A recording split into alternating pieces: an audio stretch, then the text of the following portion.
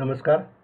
ऋणबंदी या मालिकेचे आपण 42 भाग पूर्ण केले आणि शेवटच्या भागात मी सांगितलं की इथनं पुढचे काही भाग मी माझ्या आई-वडिलांच्या आठवणीसंबंधी सांगणार आहे.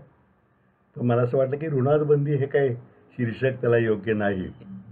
त्यामुळे मी थोडं शीर्षक बदलतो. ती थोडक्यात नवीनच मालिका आजपासून सुरू होईल. या मालिकेचं नाव मी दिलं आहे मातृपितृ देवो भव. कारण आईवडील आपल्याला देवाच्या जागी असतात असं मानणारी आमची पिढी आहे. आणि माझ्या बाबतीत तर मी कायम त्या दोघांचं ऋण आज अखेर मानत आलेलो आहे आणि ते सतत शेवटच्या श्वासापर्यंत निश्चित राहणार.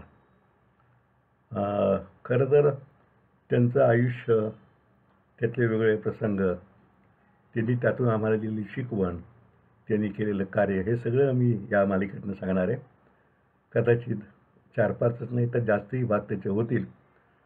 पण ह्या तंत्रज्ञानाच्या साहाय्यानं ह्या आठवणी लिहिणीला पुसल्या जातात. पुस्तक रूपानं असल्या तरी त्यासुद्धा मर्यादित लोकांच्यापर्यंत पोचतात.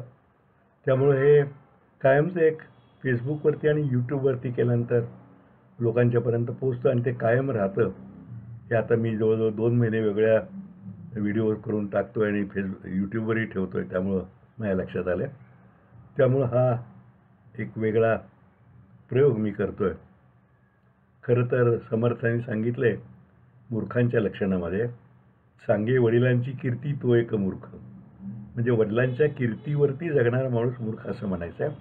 वडिलांची कीर्ती सांगू नये असं समर्थानं आहे, पण त्या कीर्तीच्या आधारे आपला बडीवार मिळवू नये हेच समर्थानं सांगायचं आहे. त्याला त्यांनी मूर्ख म्हटलं आहे. पण ज्यांचं कर्तृत्व निसंशय मोठं आहे अशा वडिलांचं कर्तृत्व सांगणं हे मला वाटतं एक मुलगा म्हणून माझं कर्तव्य आहे. आणि त्याचबरोबर आमच्या आईचंही मोठं ऋण आहे माझ्यावरती. केवळ माझ्यावर नाही तर आमच्या सातारच्या शनिवार पेठेतल्या अनेक कुटुंबावरती आईचं ऋण आहे आणि तेही सांगणं हे गरजेचं आहे असं मला वाटतं. आज आपण बघतो की कुटुंब व्यवस्था जवळजवळ नष्ट होण्याच्या मार्गावर आहे इतकं नाही म्हणणार मी, पण फार मर्यादित स्वरूपात आपण कुटुंबाची व्याख्या करतो आहे. म्हणजे आई वडील आणि मुलं एवढंच आपण कुटुंबामध्ये धरायला लागलो याला. प्रत्यक्षात या दोघांनी सगळं आपली शनिवार पेठच नाही तर सातारा शहर आपलं कुटुंब मानलं.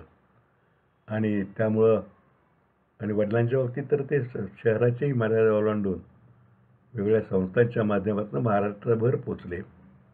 त्यामुळे त्यांच्या आठवणी सांगणं, त्यांनी केलेले संस्कार सांगणं, त्यांच्या सहवासातले वेगवेगळे माझे प्रसंग सांगणं, यातनं कदाचित आजच्या नवीन पिढीला बोधही होईल, काही थोडा सुपरिणामी घडेल असं मला वाटतं. आणि अर्थात दुसरी गोष्ट की आपलं त्यांच्याबद्दलचं ऋण व्यक्त करणं जाहीरपणे हे मी माझं पुत्र कर्तव्य समजतो. माझे वडील त्यांचं नाव रामकृष्ण नारायण गोडबोले, पण साताऱ्यातले सगळेजण त्यांना बन्यापू म्हणायचे. त्याचं कारण गोडबोले परिवारातले ते सगळ्यात लहान भावंड, त्यामुळे त्यांना प्रेमानं बन्या बन्या असे म्हणायचे. आणि पुढे सार्वजनिक जीवनात आल्यानंतर मग नुसतं बन्या कसं म्हणणार म्हणून लोक बापू म्हणायला बन्यापू म्हणायला लागले. अर्थात घरामध्ये आम्ही सगळे त्यांना भाऊ काका म्हणायचो. तेही कारण असं की त्यांचे भाऊ त्यांना भाऊ म्हणून हाक मारायचे आणि आमच्याहून मोठे सगळे पुतणे होते ते काका म्हणायचे. त्यामुळे भाऊ काका हे नाव मिळून घरातल्या घरात झालं. जवळचे लोकही त्याला भाऊ काकाच म्हणायचे, आमच्या कुटुंबाच्या बाहेरचे सुद्धा. आणि आईचं नाव माहेरचं वेणू गोगटे, कोकणातलं मूळ गाव, आणि इकडचं नाव मालतीबाई रामचंद्र गोडबोले. आणि आईला आपण सगळ्यांना आईच म्हणतो त्यामुळे तो प्रश्न नाही. पण आईला सुद्धा माहेरचे लोक वेणूताई म्हणायचे किंवा अगदी जवळचे लोक जे साताऱ्यातले आहेत नातेसमाज तेही काही जुने लोक वेणू म्हणायचे, पण बाकी लोकांना मात्र मालतीबाई म्हणायचे. ही पूर्वपीठिका सांगायचं कारण असं की अनेकदा नाव उल्लेख करताना जो होतो त्यांना उलगडा होत नाही म्हणून. माझ्या वडिलांचा जन्म डिसेंबर 1914 सालचा आणि त्यांचं निधन झालं 1998 साली. जवळजवळ 84 वर्षाचं आयुष्य त्यांना लाभलं. वेगवेगळ्या संस्थांमध्ये ते काम केलं. आपली स्वतःची जडणघडण स्वकर्तृत्वावरती केली. जे युनायटेड स्टेट बँकेमध्ये सुरुवातीचा काळ, या सगळ्या आठवणी मी सविस्तर सांगणार आहे. पण धावता आढावा की बँकेमधनं ते 69 साली जेव्हा सोशल कंट्रोल आलं, तेव्हा अध्यक्ष पूर्ण वेळ पाहिजे. तर माझ्या वडिलांनी निर्णय घेतला की पूर्ण वेळ आपण काय अध्यक्ष म्हणून काम करणार नाही, नोकर म्हणून. आणि ते निवृत्त झाले. त्यांचा बँकेच्या आणि सर्व खातेदार स्टाफच्या वतीनं तेव्हा सत्कार झाला. 18 जानेवारी 1970 साली. ज्येष्ठ उद्योगपती शंतनुराव किर्लोस्कर जे अध्यक्षस्थानी होते आणि नानासाहेब परुळेकर सकाळचे संस्थापक, त्यांच्या हस्ते तो सत्कार साताऱ्यात झाला होता. तेव्हा काढलेली स्मरणिका माझ्याकडे आजही आहे, इथे आपण बघू शकता. आईचा जन्म 1924 सालचा आणि आईचं निधन झालं 1995 साली. 71 वर्षाचं आयुष्य तिला लाभलं. आईच्या गेल्यानंतर मी काही कविता केल्या, त्या मातृवंदना या नावानं मी प्रसिद्ध केल्या. सुधीर मोघे, आपल्या सर्वांचे लाडके कवी, त्यांच्या हस्ते याचं प्रकाशन मी केलं होतं.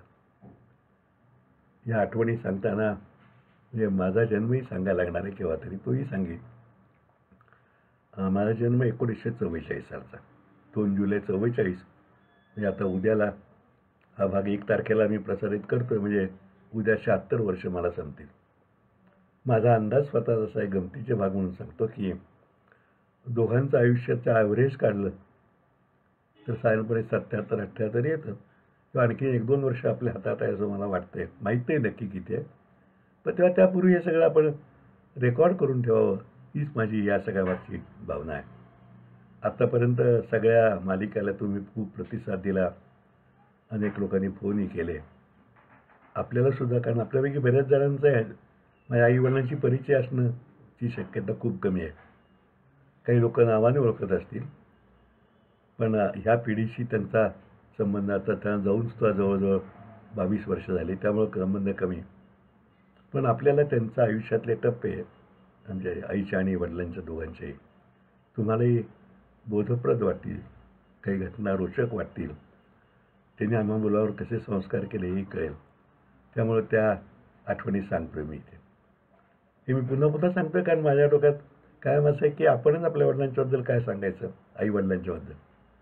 पण सांगायला पाहिजे ना, कारण आमच्या सगळ्या भावंडात मी मोठा. मी सगळ्यात मोठा, माझ्या मागची धाकटी बहीण उषा गोडबोले, ती आता सौ शारदा अशोक शिंत्रे पुण्याला असते. तिच्याहून धाकटा भाऊ अशोक रामकृष्ण गोडबोले, तो सिव्हिल इंजिनियर कॉन्ट्रॅक्टर होता. तोही आता 70च्या आसपास पार केले ते जवळ. तो साताऱ्यात असतो असा. आणि सगळ्यात धाकटा भाऊ डॉक्टर अच्युत गोडबोले, तो बालरोगतज्ञ चिंतामणी हॉस्पिटल आहे, आणि तो राजकारणात थोडा होता, नगराध्यक्ष सातारचा होता. माझे वडील नगराध्यक्ष होते का 1 वर्ष 1.5 वर्ष. तेव्हा हा सगळा आमच्या छोट्या कुटुंबाचा भाग आहे. आणि मोठ्या कुटुंबामध्ये म्हणजे आमची मूळ गोडबोले कुटुंब कोकणातलं. तेव्हा तरी 300-350-400 वर्षापूर्वी पोटामागे देशावरती हल्ला असणार. मात्र आल्यानंतर आमचे जे पूर्वज होते ते शिवाजी महाराजांच्या सैन्यात सामील झाले. शिलेदार म्हणून असतील किंवा थोडं पदावर चढत गेले. आणि पुढं जेव्हा सज्जनगडचा, तेव्हा परळीचा किल्ला म्हणायचे सुरुवातीला त्याला, त्या लढाईमध्ये त्या दोन जे आमचे पूर्वज होते, बंधू भाऊ, त्यांनी मोठा पराक्रम गाजवला आणि त्या लढाईत त्यांना हौतात्म्य प्राप्त झालं. म्हणून महाराजांनी त्यांना सातारजवळ एक जकातवाडी म्हणून गाव आहे, त्या गावाचं मोकास पण दिलं, म्हणजे जकातीचा अधिकार दिला, आणि काही जमिनी त्यांना दिली. सहसा कोकणस्थ मंडळींच्याकडे कुठले इनाम जमीन नसतात, कारण ही मंडळी नंतरच काळात देशावर आली. पण आमच्या कुटुंबाकडे ती जमीन होती इनाम म्हणून. पुढं कुळ कायद्यात काही गेली, काय अजून शिल्लकी आहे. माझे आजोबा त्याच परंपरेतनं पुढं आलेले, ते शेती करायचे आणि पुढे शेतीवर नुसत्या भागत नाही, कारण हा जिराईत भाग सगळा. त्यामुळं ते पुढं सातारला आले, साताऱ्यात राहून शेती करायला लागले.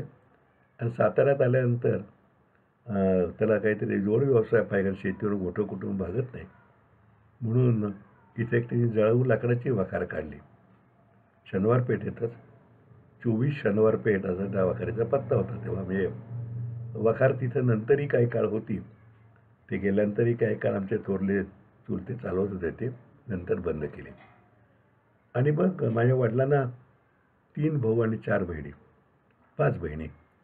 आणि हा मोठं कुटुंब होतं, त्यामुळं आजोबांच्या नाना म्हणायचे. तिने हा वखारीचा व्यवसाय सुरू केला होता आणि मुलांची शिक्षणं होतील तशी करायची. त्यामध्ये माझे थोरले चुलते चिंतामण, त्यांना दादा म्हणायचो आम्ही, ते वफा झाले आणि मास्तर झाले. वफा झाली की तेव्हा शिक्षकाची नोकरी मिळायची, त्यामुळे त्यांना बरेचसे लोक मास्तरी म्हणायला लागले. मग त्यांनी पगारातनं हळूहळू रक्कम साठवून आपल्या कुटुंबाला आधार दिला. त्यांच्याहून धाकटे काका गोपाळराव ते त्यांना मदत करत. माझ्या चुलते म्हणजे मास्तरांनी किंवा दादाने काहीतरी व्यवसाय म्हणून ड्रायव्हिंग शिकून घेतलं त्या काळात. आणि मग ते ड्रायव्हर म्हणून तेव्हा कोलगॅसच्या गाड्या होत्या, पेट्रोलच्या गाड्या नव्हत्या, त्या गाडीवर काम ड्रायव्हर म्हणून काही करायचे. मग गोपाळरावही तसं काम करायला लागले. आणि त्यातनं पुढं त्यांनी त्या दोघा बंधूंनी मिळून एक प्रायव्हेट बस म्हणजे बारकी प्रवासी वाहतुकीची बस सुरू केली आणि गोडबोले मोटार सर्व्हिस अशा नावाने ती. त्यांच्याहून धाकटे बंधू केशवराव ते पुढं मुंबईत पोस्टल नोकरीला लागले आणि मुंबईतच ते स्थायिक झाले. आणि माझे वडील सगळ्यात धाकटे. आता दोन्ही मोठे बंधू जरा बऱ्यापैकी म्हणजे त्यातल्या त्यात बऱ्यापैकी पैसे मिळवायला लागल्यामुळे त्यांनी वडिलांना शिक्षण पूर्ण द्यायचं ठरवलं, कारण या दोन्ही भावंडांची शिक्षणं फार झाली नव्हती. आणि वडिलांचं शिक्षणाला आधार देत निंगोली स्कूलमध्ये त्यांना घातलं. निंगोली स्कूलमधनं वडील मॅट्रिक झाले आणि नंतर पुण्याला फर्ग्युसन कॉलेजमध्ये त्यांनी BA केलं. पहिल्यापासून शनिवार पेठेची एक परंपरा होती व्यायामाची, बालाजी व्यायाम मंडळ इथं होतं, त्यामुळे वडील तालीम उत्तम करायचे. तिथेही पुण्यातसुद्धा शिकताना तालीम वगैरे उत्तम करायचे आणि ते BA झाले. त्या काळामध्ये ग्रॅज्युएट होणं हे मोठं अचिव्हमेंट होती. आणि मग पुढं BA होऊन काय करायचं, तर पुढं मुंबईला आणायचं त्यांचे भाऊ होतेच केशवराव, त्यांच्याकडे राहून त्यांनी सेंट कॉलेजमधनं BCom केलं. आणि BCom केल्यानंतर मग आता कुठेतरी नोकरी करायची असा विचार त्यांचा चालू झाला. त्याच वेळेला अण्णासाहेब चिरमुले, म्हणजे यांना आपण विवा महर्षी म्हणतो, त्यांनी साताऱ्यामध्ये West India Life Insurance Company, त्याचबरोबर सातारा स्वदेशी कमर्शियल बँक आणि युनायटेड वेस्टर्नही नुकतीच सुरू झाली. तर तेव्हा सुरुवातीला दुसरीकडे कुठं जायचं, तर माझ्या वडिलांना मुंबईच्या मिंटमध्ये म्हणजे टांगसाळीमध्ये नोकरी चांगल्यापैकी पगाराची आली ती. पण घरी सगळे नातेवाईक मंडळी साताऱ्यात. तेव्हा भाऊ म्हणले, तिथं कुठं जातोयस, इथं साताऱ्यात नोकरी कर ना, म्हणजे एकत्र राहू आपण इथे. आणि मग वडील साताऱ्यात आले आणि नोकरी करायची. मग चिरमुल्यांचा त्यांची गाठ पडली. चिरमुल्यांनाही अशा तरुण लोकांची आवश्यकता होती. आणि माझे वडील बँकेमध्ये आणि तेव्हा बँक, विमा कंपनी या दोन्ही इंटरचेंजेबल नोकऱ्या असायच्या, दोन्हीकडे काम करायचं होतं. तेव्हा वडील माझे तिथं नोकरीला लागले. युनायटेड वेस्टर्न बँकेचा स्टाफ तेव्हा 3 स्टाफ होता असं वडील सांगायचे. एकच सुरुवातीला साताऱ्यातली शाखा. आणि मग तिथं असतानाच त्याचबरोबर ते त्याच्या बंधूंचं जे ट्रान्सपोर्ट होतं त्याचंही काम करायला लागले. RTOची कामं कर. मग ट्रान्सपोर्ट असोसिएशन होते तेव्हा, Satara Koregaon motor transport, Satara Medha motor transport, म्हणजे खाजगी मोटार एकत्र येऊन आपापले रूट ठरवून घ्यायचे. तर त्यांचं काम त्यांनी सुरुवात करायला केली. ते काम करायचं, कोणाच्या RTOची कामं करून द्यायची आणि बँकेची नोकरी, असं करत करत ते काम सुरुवात केलं. तेव्हा बँकेतल्या नोकरीसुद्धा असं दुसरा व्यवसाय करायला बंदी नव्हती, कारण पगार तुटपून जात असायचा. आणि चिरमुलांनाही माहीत होतं. चिरमुलांचाही स्वभाव अतिशय काटकसरी. मी माझ्या युनायटेड वेस्टर्न बँक, उदय उत्कर्ष आणि असल्यापासून बँकेत संबंध इतिहास दिला आहे, आपण जरूर ते वाचा की कशा कष्टातनं संस्था त्यांनी मोठ्या गेल्या होत्या. तर मग हे करताना वडील मग इथे एजंटचं कामही करायचे, बँकेत नोकरीही करायचे आणि शिवाय सार्वजनिक कामात त्यांचा सहभाग सुरू झाला. परांजपे मास्तर जे आमच्या पेठेतले शिक्षक होते इंग्लिश स्कूलमध्ये, पण सामाजिक कार्यकर्त्याचं पिंड, त्यांच्या थोडंसं नेतृत्वाखाली म्हणा किंवा मार्गदर्शनाखाली वडिलांनी सामाजिक कामसुद्धा खूप सुरू केलं आणि मग त्यांना वेगळी कामं पुढं उभी राहिली. ते एक एक टप्पे पुढं येतीलच माझ्या या मालिकेमध्ये. आणि ह्याच काळात त्यांचं 1940 साली लग्न झालं. माझ्या आईचे वडील मुंबईला म्हणजे कोकणात येऊन मुंबईला होते. दिवाकर गोगटे त्यांचं नाव. मुंबईला कुठल्या तरी हॉस्पिटलमध्ये बहुतेक डोळ्याचं हॉस्पिटल होतं. तिथं ते कंपाऊंडर टाईप नोकरी करायचे. आईला सुद्धा एकच भाऊ आणि 3-4 बहिणी. आणि त्यांचे भाऊ मिलिटरीमध्ये डॉक्टर होते, जे म्हणजे त्यांचे धाकटे बंधू ते पुण्यात होते. त्यांना आम्ही आप्पा गुप्ते म्हणायचो. आणि चिंतामण त्यांचं नाव, चिंतामण नारायण गुप्ते. तर ते पुण्यात होते. मिलिटरीतनं डॉक्टर म्हणून निवृत्त झाल्यानंतर मी पुण्यात घर घेतलं होतं. तिथंच ते राहायचे. आणि माझ्या आईचं लग्न झालं तर साताऱ्यातच ते लग्न झालं. गोडबोलांची परिस्थिती तेव्हा साधारणच होती, पण लग्न तर व्यवस्थित व्हायला पाहिजे म्हणून साताऱ्यात भावे परिवार आहे. जलमंदिर खटल्यामध्ये ज्यांना नुसतं निर्दोष असून नुसतं गोवलं गेलं तर त्याचे खूप हाल झाले, ते निळूभाऊ भावे, ते भावे कुटुंब, परांजपे कुटुंब, आगाशे कुटुंब यांचा आणि गोडबोले कुटुंबियांचा खूप सहवास होता, ऋणानुबंध होता. त्याचबरोबर जोशी म्हणून जे इथले मोठा वाडा आहे जोशांचा, इथे 2 वाडे, ते मोठे तेव्हा सावकार मंडळी, त्यांचाही त्यांना गोडबोले कुटुंबाला मोठा आधार होता. गोडबोले कुटुंब तेव्हा जोशांचीच एक पागा म्हणून जागा होती. म्हणजे पूर्वी घोड्याची पागा असेल तिथंच बाजूला खोल्या केलेल्या होत्या, साध्या पात्रावर असलेल्या खोल्या व कधी कौलांच्या आकारलेल्या, तिथे राहायचे. आणि त्यातच तेव्हा लग्न बनवायचं ठरलं म्हणजे भाऊकांचं. माझ्या आईने आठवणी लिहिल्यात. आईचं अक्षर फार सुवाच्य होतं. तिने काही आठवणी लिहून ठेवल्यात. तर आता मुलीच्या अंगावर दागिने घालायला तर गोडबोल्यांच्याकडे नव्हते. मग भाव्यांच्या लोकांनी सांगितलं की मुली तसं कसं म्हणून दागिने घालायला काही दिले. आणि आईने ते लग्नात आईला घातले. आईने ते दागिने आईकडे होते. 1-2 महिने गेल्यानंतर आईने आठवणीत लिहून ठेवले.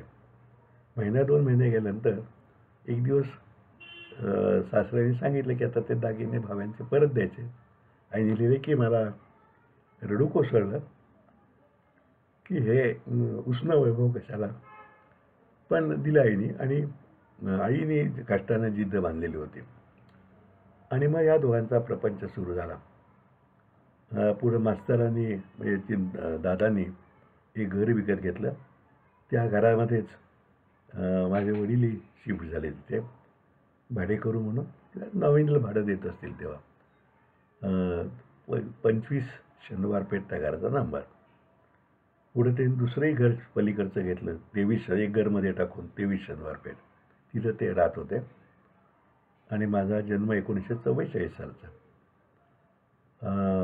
त्या 44 नंतर वडिलांनी याच्याच जोडीला म्हणजे मोटार धंद्याचं राष्ट्रीयकरणाचं वारं वाहत होतं. मग आणखीन काहीतरी असावं म्हणून मग इन्कम टॅक्स सेल्स टॅक्स प्रॅक्टिसचा व्यवसाय सुरू केला. त्यांचे मित्र लहानपणापासूनचे मनोहरपंत भागवत, ते सिव्हिल प्रॅक्टिस करत होते. वडील बँकेत नोकरी करत होते. त्या दोघांनी मिळून आपला आणखीन व्यवसाय असावा म्हणून गोडबोले भागवत या नावानं फर्म सुरू केली 45-46 साली. आणि इन्कम टॅक्स सेल्स टॅक्सचं काम करायला सुरुवात केली. 1 वर्ष 1.5 वर्षामध्ये भागवतांची जशी वकिली वाढली तशी मनोहरपंतांनी त्यातनं बाहेर निवृत्ती स्वीकारली. आणि माझे वडील एकटेच income tax sales tax practice करायला लागले. पण ह्या दोघांची मैत्री होती. आणि मनोहरपंत भागवतचा विख्यात वकील त्या नंतरच्या काळात होतेच. ते आता इथं पुढच्या आणखीन आठवणी मी पुढच्या भागात येईल. पण साधारणपणे माझ्या जन्माच्या वेळी ही परिस्थिती होती की साधारण परिस्थिती पण बऱ्यापैकी. आणि माझे वडील भाऊकाका बँकेचंही काम करतायत, इन्कम टॅक्स प्रॅक्टिसही करतायत, मोटार एजंटचंही म्हणजे मोटारच्या संबंधीची कामं करतायत आणि शिवाय सामाजिक काम करतायत. अशा परिस्थितीत 1944ला माझा जन्म झाला. यानंतरच्या आणखीन हकीकती पुढच्या भागात सांगेन. तोपर्यंत थांबण्यापूर्वी आई गेल्यानंतर मी एक कविता केली ती वाचतो आणि या पहिल्या भागाचा शेवट करतो.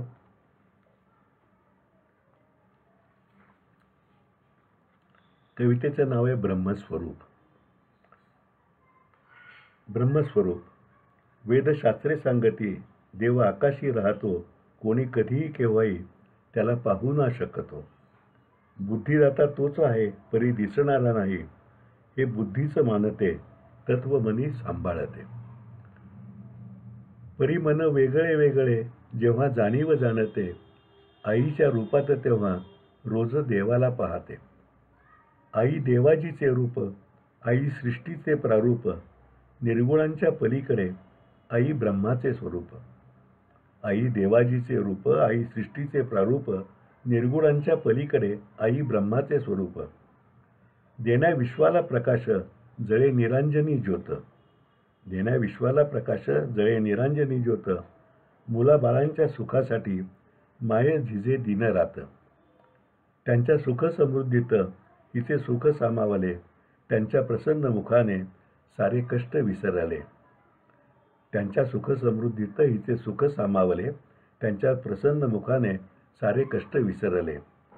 अशा प्रेमाच्या स्पर्शाने दिव्य रूपाच्या दर्शने, अशा प्रेमाच्या स्पर्शाने दिव्य रूपाच्या दर्शने माझे सार्थकी जीवन मनी आईचे चरण. माझे सार्थकी जीवन मनी आईचे चरण, मनी आईचे चरण. नमस्कार.